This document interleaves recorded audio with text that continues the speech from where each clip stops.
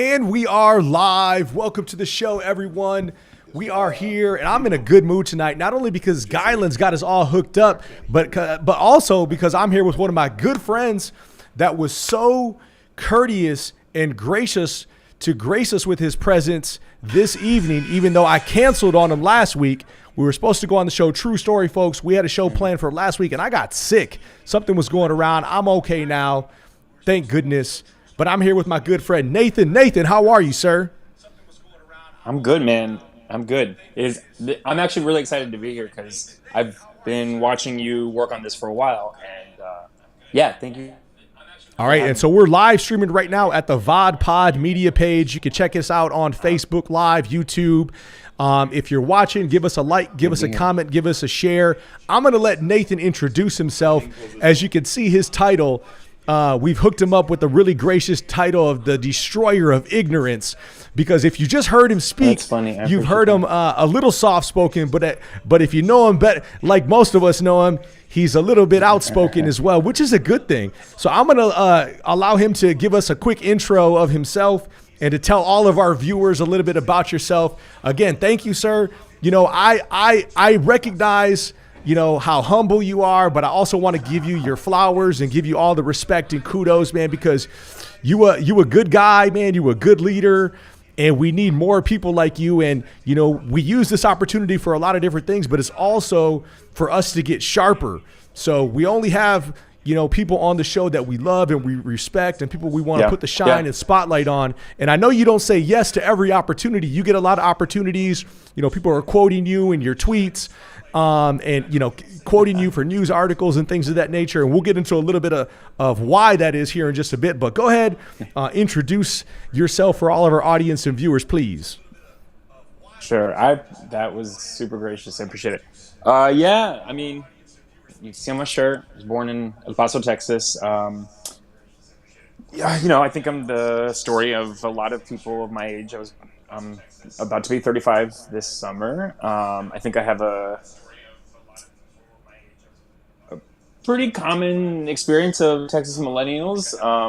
My parents were very young when they had me, separated when I was very young, and so they moved back and forth between Texas, all over Texas. And so as I was growing up, I lived in a bunch of different cities in Texas. And so Dallas, Houston, San Antonio, El Paso, and then Austin for college. And so it gave me a pretty in-depth view, a broader perspective of it, of the state. And so I did my undergrad at UT Austin, which kind of felt like I was telling myself as a high school senior, like going to UT would make so much sense because of how ingratiated I had been in the state throughout my childhood. And, you know, I think that was one of the best examples of a match between a student and a university, because it really brought me out of my shell. I learned a lot about leadership and civic engagement while I was there. I ended up getting a bachelor's in sociology and in Mexican American Studies. I graduated in 2011. But on my time on campus was mostly defined by my leadership and my involvement, Sigma Lambda Beta, our fraternity. I was involved in student government, and I learned about like boots on the ground activism. And so since then, I've worked to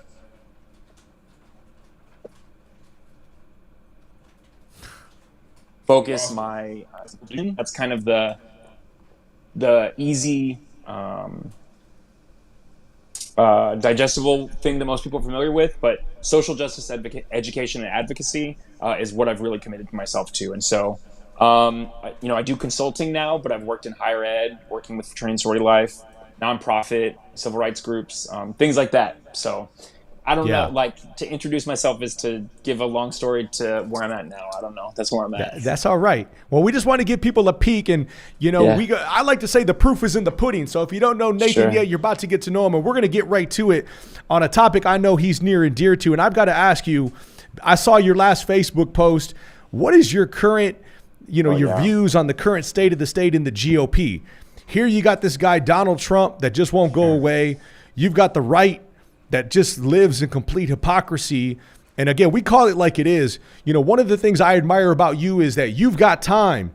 I like to say that I ain't got time for some of this stuff that's going on online. You've got time. I've seen you hold people to a T accountable. Accountability is something that people fear for whatever reason. They don't like it. You know, listen, we've talked about Latino men. We've talked about fraternity, sorority life. You and I have talked about a lot of things. At some point, people got to take a responsibility for their actions and own up to things, right? The GOP is continuing to live in, I don't know what, some bizarro world. And I don't know how they just keep getting around it. Let me ask you this. How is it that you got two lawmakers out there in Tennessee that are protesting and advocating for what their constituents are asking for, and they get banned, suspended, dispelled? And then at the same time, you got someone like Donald Trump who can literally do whatever the hell he wants and get away with it. We're talking about impeached twice, incited a riot at the White House that led to the death of a police officer, is indicted, first former president to be indicted on criminal charges, and he's running for president. Right. So this is good. I said a lot. No, it's good. You threw your thought. No. And here's the thing, bro, is that I'm so attention deficit and so all over the place myself that works for me. One of the things that I think people need to take into account when looking at these situations is that the conversation gets boiled down really easy to just Republicans. And then when you try to add complexity to that, a lot of people will go, Republicans and Democrats. There's corruption with Democrats, and so these are why these things happen. But to have an accurate understanding of kind of the forces that are going on in this country, if we're looking at the right means a lot of things. It's not just the federal, nationally elected Republicans, but it's also those in states. It's also the conservative legal movement, which includes Clarence Thomas, and every conservative on the court, Amy Coney Barrett, Neil Gorsuch, Kavanaugh, Alito, Kennedy. But it also includes well-placed judges in federal districts. In the 5th district right now, we saw a ruling out of Amarillo that looks to ban an abortion pill, mifepristone, and that case was tried in that district, because they knew that they would be able to advance an anti-abortion case, right? And so the discrepancy that people see between Trump being able to run for president versus two lawmakers, two young black lawmakers and a third older white woman who wasn't expelled, what you're seeing is an indictment on the criminal justice system and a way in which the institutions within the United States maintain systems of power, right? And so,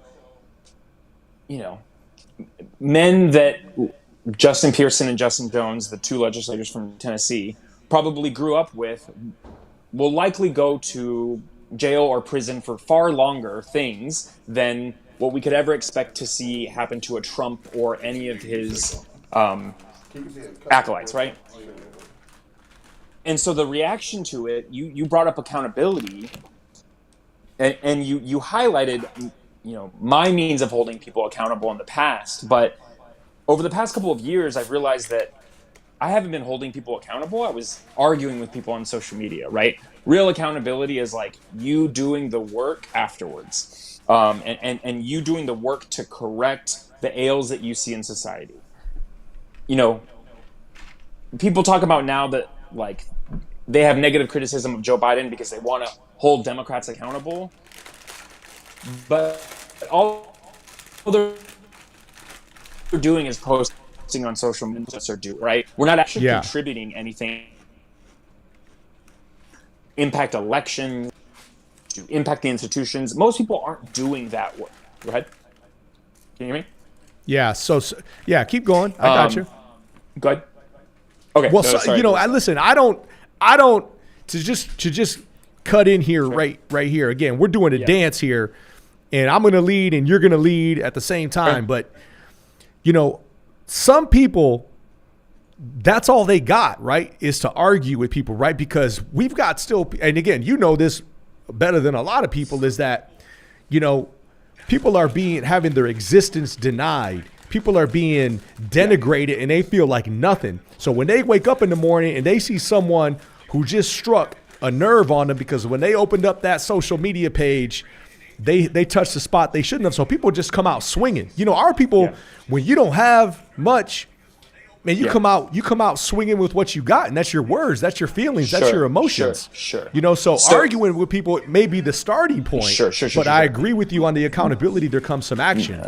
My sentiment on that, though, is that Maximo can argue about things into the void on social media if they're things that are affecting you, but that you are working through, right? And so to scream into the wind about the ails that come to Latino men or to any of the other marginalized identities that you have, that's one thing.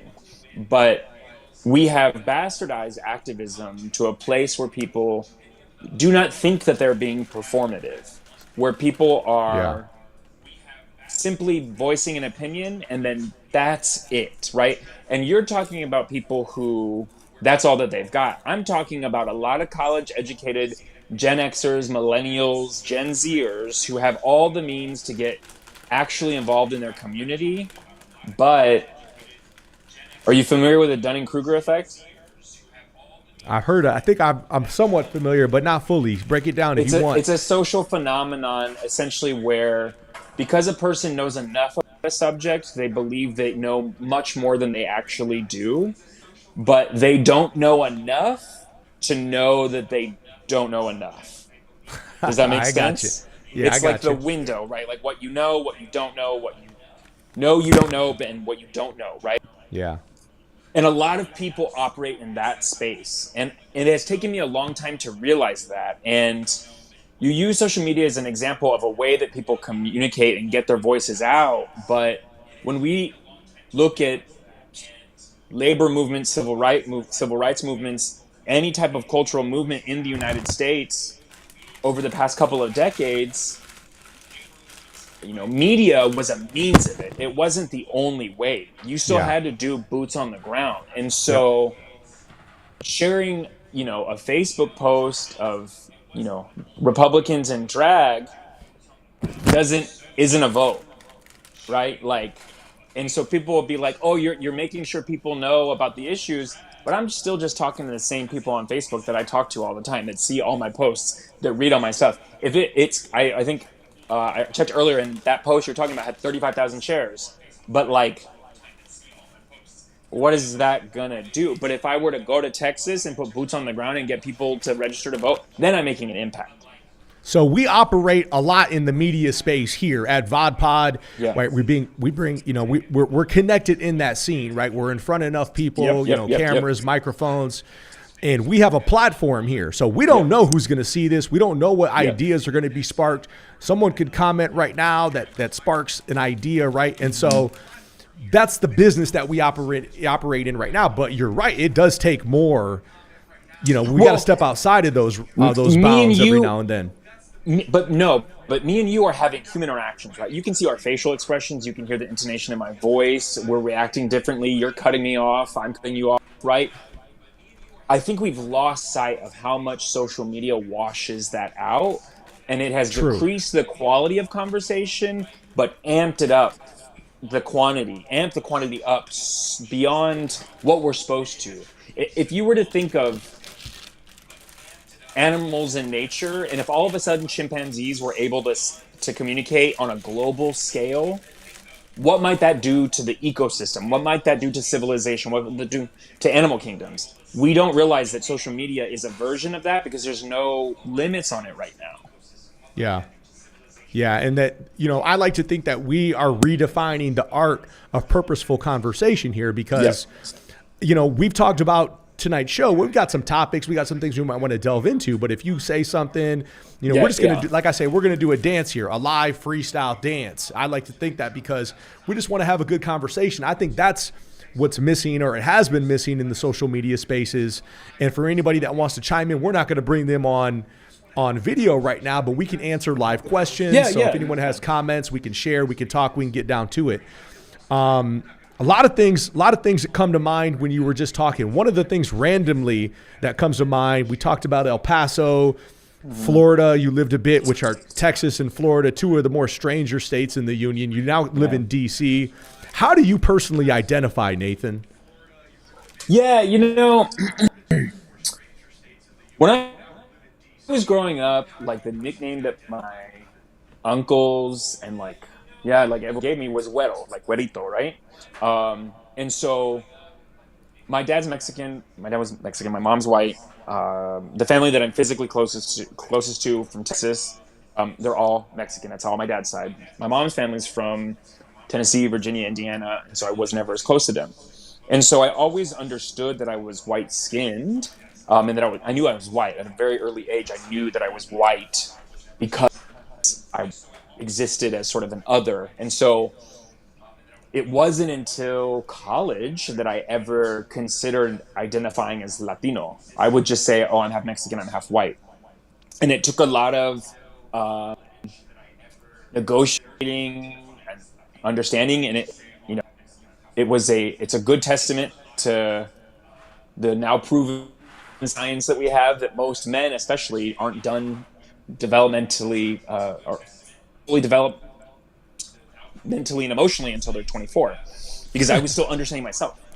And I came out in 2001 to my mom and told her that I was gay, but what gay meant to me took a long time for me to understand, and for a long time I would purposely identify as homosexual, just that I was attracted to men.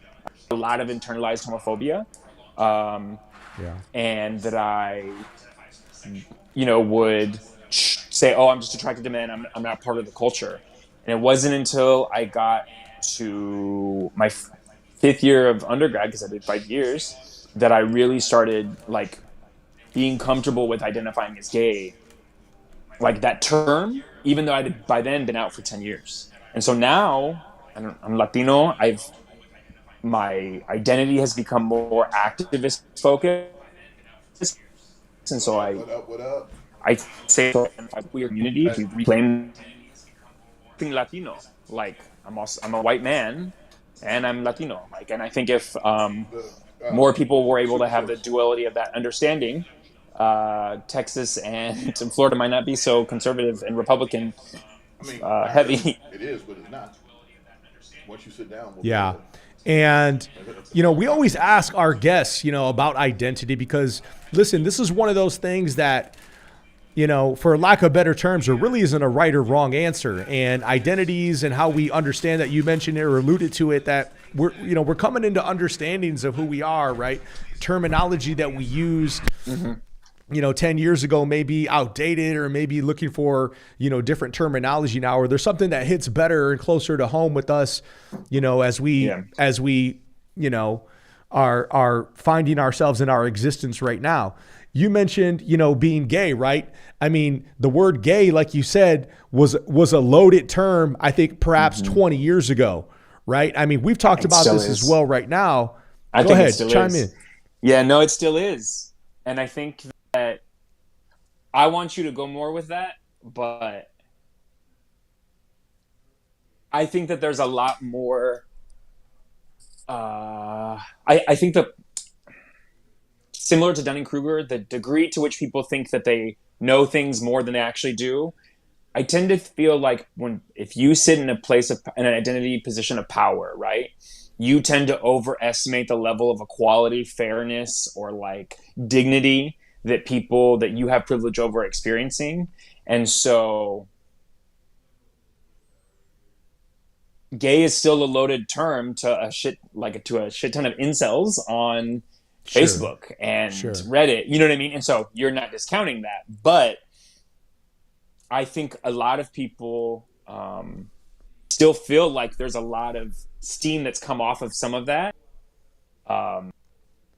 The past 2 years have said otherwise, but sorry, No, keep it going. And listen, it's funny because Amzai, like I mentioned, the host of the Sam Pluto show that shoots at 8:30 Central on Tuesday nights here at VodPod, I've heard him use the term incel quite a bit. Oh yeah. And we use that to, talk about people in the social media space. And again, it isn't all just about social media, but you're right. I mean, there's people on social media that are making a name for themselves for coming out and hating on people. We don't do that here, but I mean, that's a surefire way to obtain followers, likes and views and comments, which people are constantly looking for. Everyone wants to go viral. They want to have all these, viewers and people, getting money on TikTok and all of those things.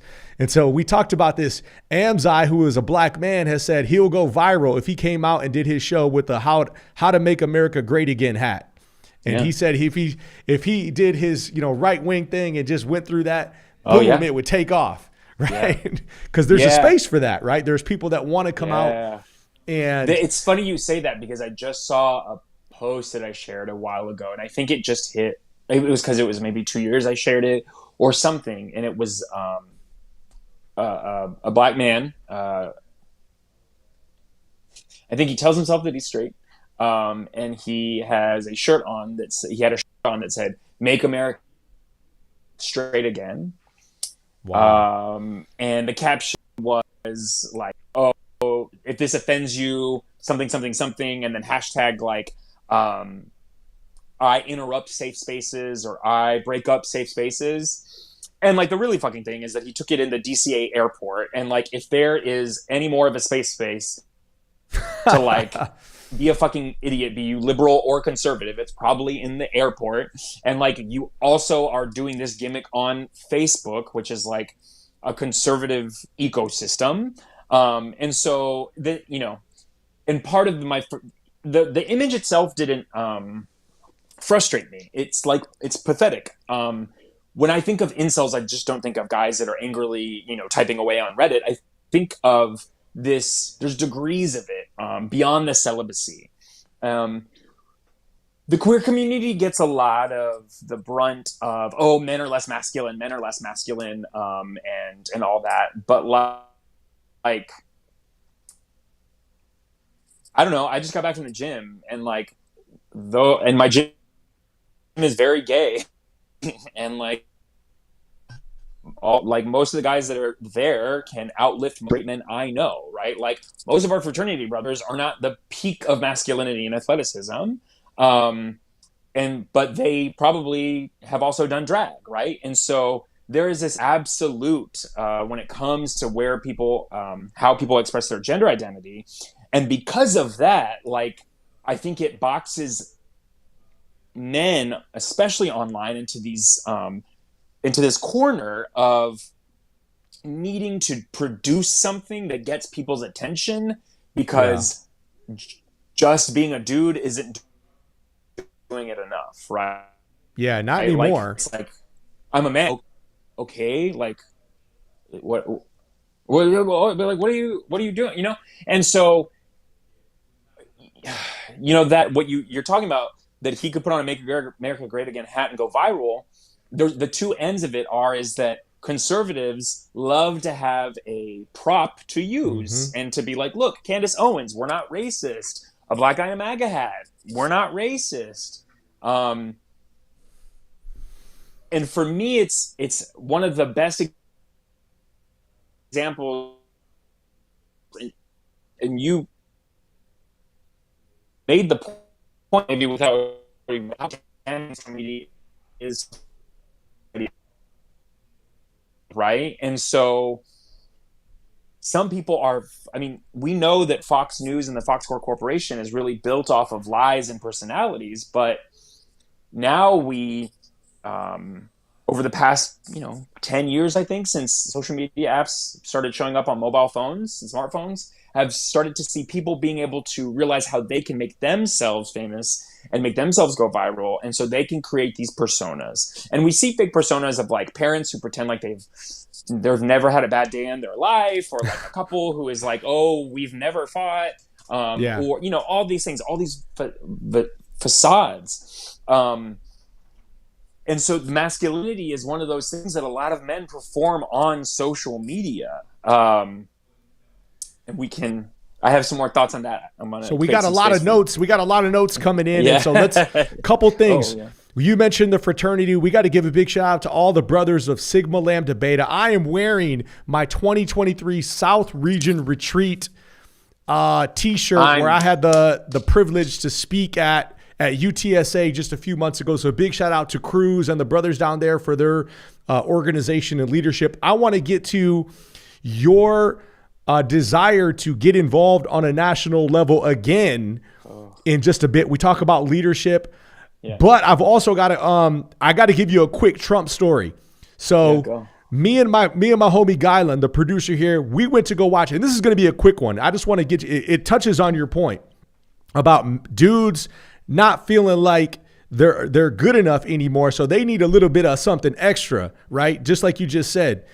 We go to the UFC. We go to watch UFC at a Buffalo Wild Wings on the south side of San Antonio, which, listen, man, it's okay. It's kind of the hood, right? I'm not going to say it's the hood, but it's the south side of San Antonio where 60% of the men inside of the town look like someone like me, right? So we're down there watching the UFC, which is a hyper masculine sport, right? We know Dana White, the owner of the UFC or the president there, he's got, Trump leanings, conservative leanings. Donald Trump is at the fight. The fight is in Miami, Florida. He is at the fight live. They pan the camera to Donald Trump. Half of the bar, 50% of the bar stands up and starts applauding him. And I'm like, what? I'm telling Gylan, like, what the hell just happened? We're going to have to watch our backs around here. You know what I'm saying? Because I'm thinking, why would these people support Donald Trump? But it's just like you just said, now we're trying to usher in an era of accountability for men. And I told Gylan this, we say, why do they like him? It's because they want to be like Donald Trump. They want to live in a world where there's no accountability. Yeah. They want to live in a world where they can do and say whatever they want and get away with it. Yeah. So to that point, I think part of it is like, so my dad was born in 1967. I was born in 1988. And I remember growing up in Texas, and I knew who Donald Trump was before The Apprentice, right? He was the whole BS about the self-made, whatever, and all this. And, back then in media, before social media, Donald Trump is a self-made millionaire because someone said it on CBS, then he must be a self-made millionaire.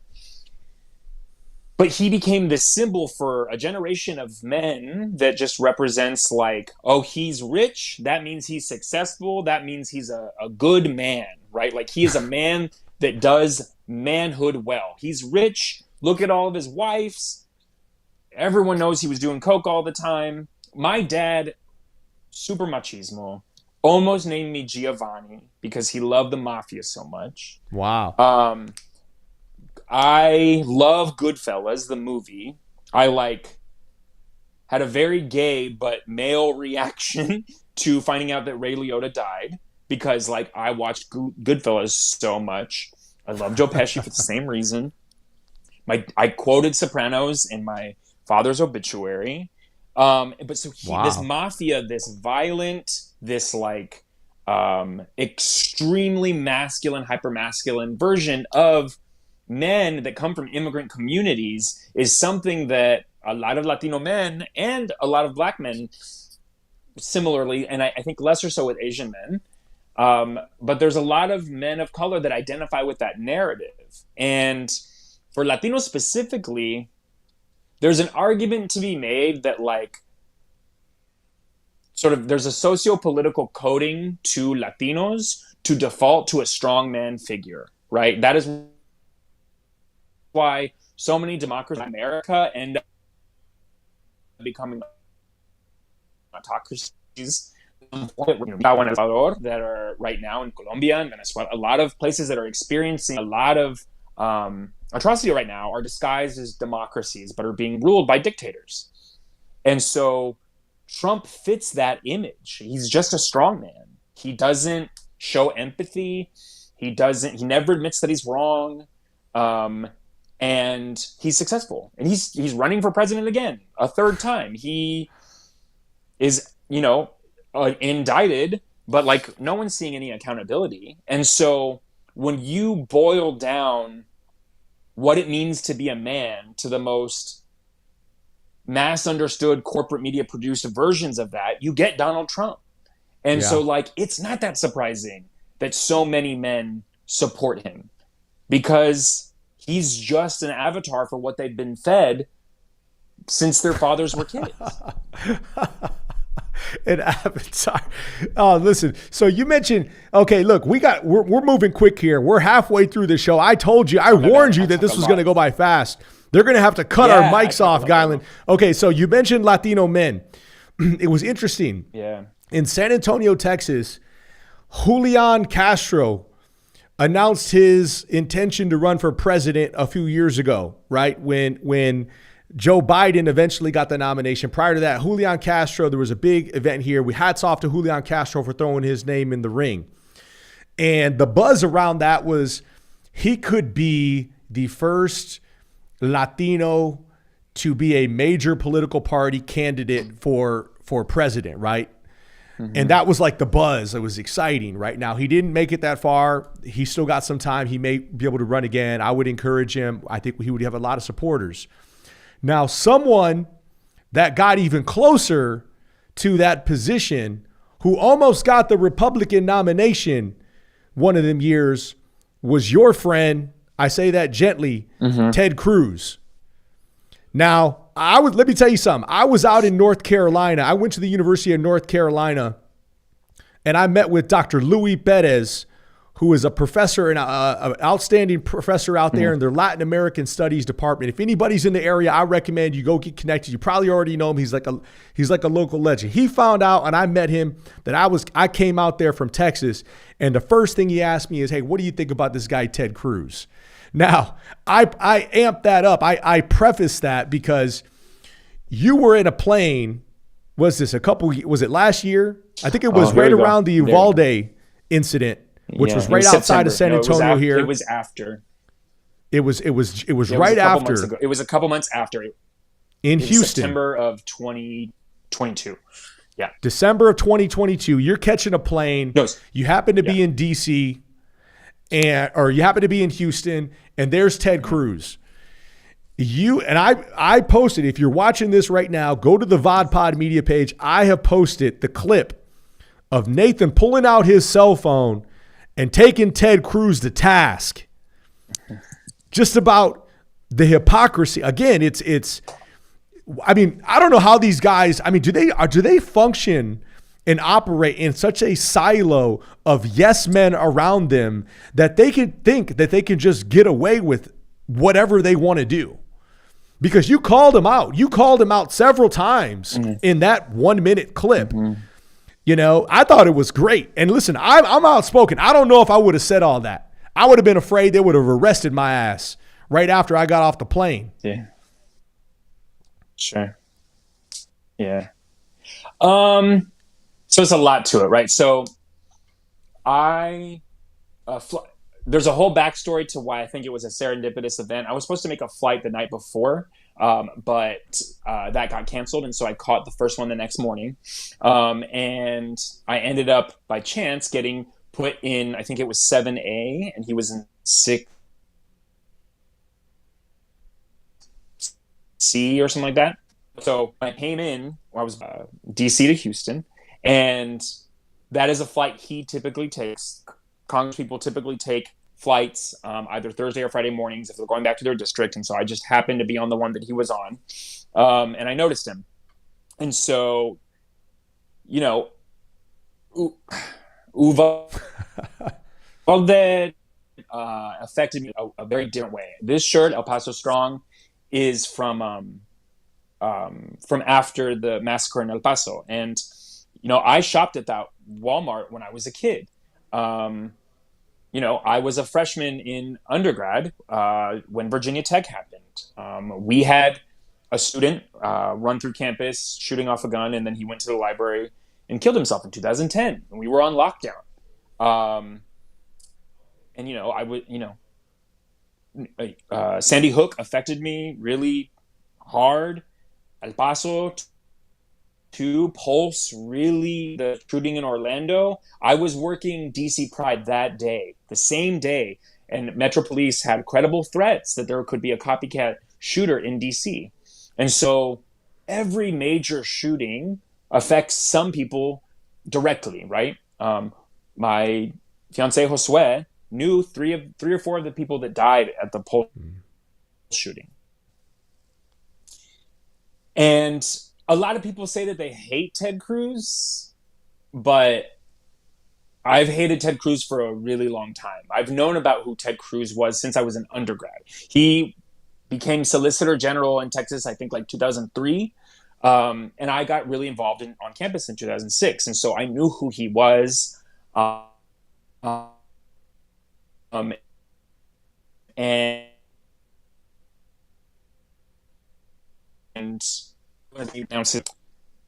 And you know, my dad passed away in October of 2021. I shared on my Facebook that I've been sober for 4 years from alcohol. My dad died from kidney and renal failure. And so for that entire 2022, what I was carrying with me was, you know, the stuff that we're talking about now about Latino man on social media and stuff like that. Those have been abstract concepts for me for a while that, you know, I understood that I wanted to work about. But when my dad died, conversations about machismo and shame and regret and communication, that was what happened, right, for my father. And so when I see Ted Cruz, all the lack of, you know, the fact that Texas Republicans have never taken federal Medicaid money for through the Affordable Care Act, right? All this Medicaid money, that Texas Republicans have never invested in gun safety. Ted Cruz was all of that, right? Yeah. It was a Beto O'Rourke, and that was what kind of like, and it was a gay Beto O'Rourke shirt, and I just was like, oh, I have to say something. Like, I know. And so I took a selfie of me in my shirt and a quick picture that I had of him. And I posted it on my Instagram. And then, like, it was one person, she's a woman that's in a Latino sorority that I knew in undergrad, Kappa Delta Chi. And we haven't talked in years, but she's from El Paso. And she commented on my Instagram and she's like, you have to say something, make us proud. Wow. And so many of my line brothers, like my best friend Josue, so many people had been messaging me, but it was just something about Adriana's comment. And I was like, oh, I have to say something. And the dude next to me, I come to find out is like, he was an older white guy. I came to find out he was an immigration attorney in San Antonio or something like that. And when I ended up someone mentioned who he was, because you can see him briefly in my video. They identified who he was, and they're like, oh, that's who so-and-so. And I found him on Twitter, and this guy has like 45,000 followers on Twitter. So I was like, oh, this is a like legal expert. I found this out after the fact. But in the moment, when I started confronting Cruz, that guy next, he was like, oh, I like your Beto shirt. He was like, let's let him travel in peace. That's what you hear in the video. And I was like, I'm fine. I was like, he can travel in peace when like these parents can bury their children in peace. And for me, it was like, here's this dude that probably's got a lot of money or a decent amount of money.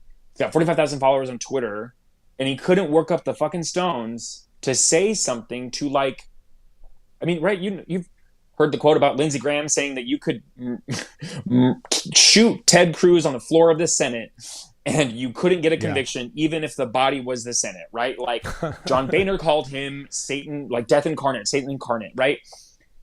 And this goes, let's let him find peace. Why? We're also fresh off of him leaving his constituents in the literal cold. Yeah, Freddie Cancun. And so I see him, his tie's undone, and it's just this stupid piece of shit. And I'm like, oh, you're just this dude. But you're this dude that I know is a piece of shit, and I know tons of reasons as to why you're a piece of shit. And like, look, growing up gay in Texas and moving a lot and being an only child and all that, it makes you kind of like, you know how to talk for yourself, and you know how to, like, you have to do those things. And so I knew that if I complimented him, if I stroked his ego, I would lure him into talking to me. And I was like, Senator, I really want to thank you for all that you've done for Uvalde. And you can see it in the video. He smiles and he leans in. But then he realizes, like, I'm super, like, Captain Homosexual in my, like, Beto shirt. I also had a neck rest on that was a Pokemon neck rest, right? So, like, at no point did he come up with shit to say about me, but, like, Jigglypuff was, like, staring him in the face. Like, he could have said so many things if he wanted to, but he's a spineless prick. And I know, and, like, I could see it, and I knew he wouldn't know the names of the Uvalde victims. I knew that he would probably blame some sort of Democrat. The only thing that I'm more mad about was that I didn't ask him to name the victims of other shootings, Sutherland Springs, the El Paso all of them, right? Because I know he doesn't know their names either. He doesn't know any of that because he doesn't care about being a senator. He's a performance artist, right? And so all those dudes that get up and clap for Donald Trump probably hate Ted Cruz because he doesn't have any of the backbone that Trump has that gets him to do all those things. And so, yeah, dude, fuck Ted Cruz. That's, like, all I got for you. Well, and that's interesting because I started to think there may be someone watching this who disagrees with that sentiment. They may say, well, we love Ted Cruz, and they give us 5 reasons why, right? I mean, and you know how it is in Texas. They might say, oh, well, he's stood up to leftist Democrats who've been trying to take our guns away, right? Those are the talking points that they'll say, right? Those they'll are the say all of and those things. aren't reasons. Those are just regurgitated phrases, right? And I learned this the hard way with my mom. My mom didn't graduate high school. She was born in rural Indiana, moved to Texas when she was 17, didn't get a GED until I was in high school, and is a textbook example of a victim of disinformation because by 2009, she went to Christ.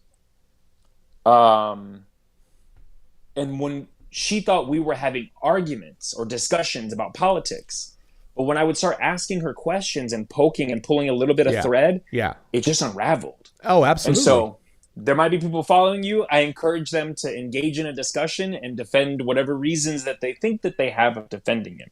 Yeah, and we've talked about having sort of civil debates and discussions about those sorts of things, whether it be about abortion rights or gun control here at VodPod. Sure. So that is not off the table. If anybody has any questions, comments, concerns, let us hear it.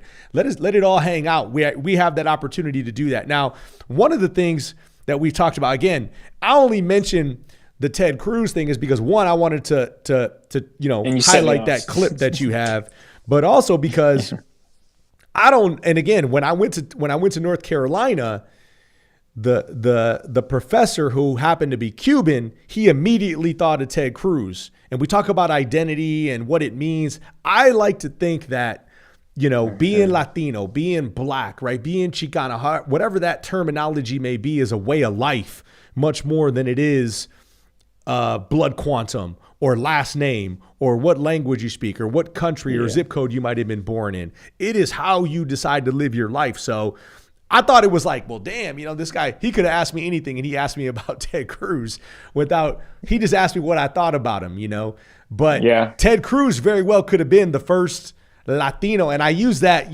kind of in quotations, to be nominated to be the nominee for a major political party. He could have been if it wasn't for Donald Trump.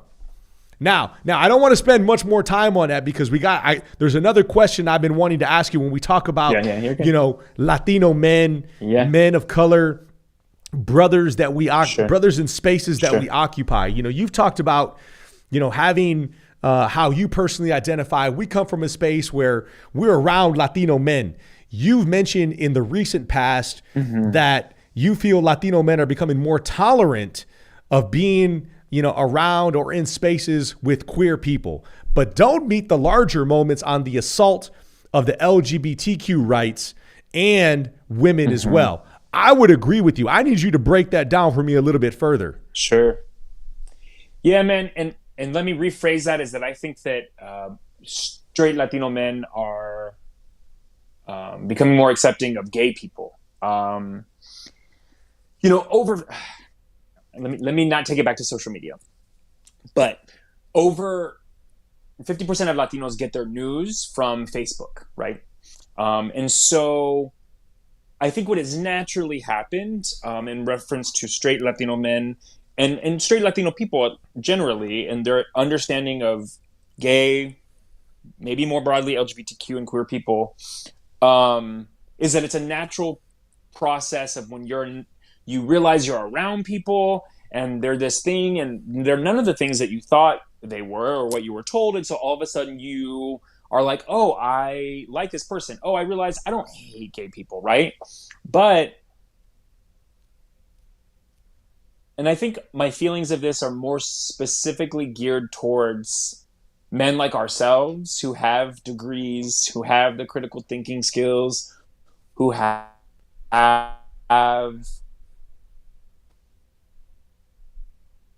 the more than being like, damn, I can't believe they're restricting abortion, right? Like in Texas, in Texas, I feel like in the lead up to the governor's race, so many people were like, I hope Abbott loses. I hope Beto wins. And I'm like, you hope? Like, so many people who I know are capable have been conditioned to believe that they don't have the skill sets to be a part of the political process. But like, if you got a college degree, you are a political person, right? Like, people's taxes paid for that. Take it back. Black and brown and indigenous people were probably displaced for your university to be built, right? You also kept other people out from whatever school you got into by product of you getting in, to say nothing of top 10% or anything like that, or action. And so at any point, any of us, not just Latino men, that have degrees, the means, the